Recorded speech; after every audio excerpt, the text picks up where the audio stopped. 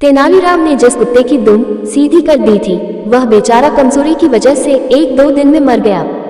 उसके बाद अचानक तेनालीराम को जोरों का बुखार आ गया।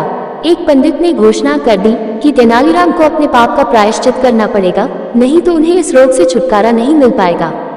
तेनालीराम ने पंडित से इस पूजा में आने वाले खर्च के बारे में पूछा। पंडित जी ने उन्हें 100 स्वर्ण मुद्राओं का खर्च बताया। लेकिन इतनी स्वर्ण मुद्राएं मैं कहां से लाऊंगा? तेनालीराम ने पंडित जी से पूछा।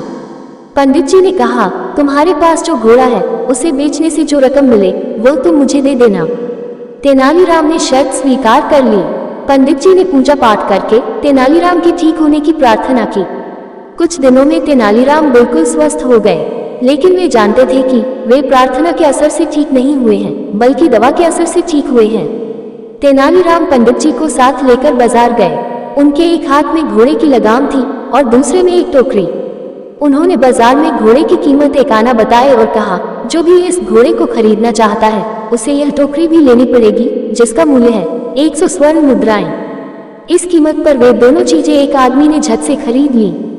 तेनालीराम ने पंडित जी की हथेली पर एक आना रख दिया जो घोड़े की कीमत के रूप में उसे मिला था। 100 स्वर्ण मुद्राएं उन्होंने अपनी जेब में डाल ली और चलते बने। पंडित जी कभी अपनी हथेली पर पड़े सिक्के को तो कभी जाते हुए तेनालीराम को देख रहे थे।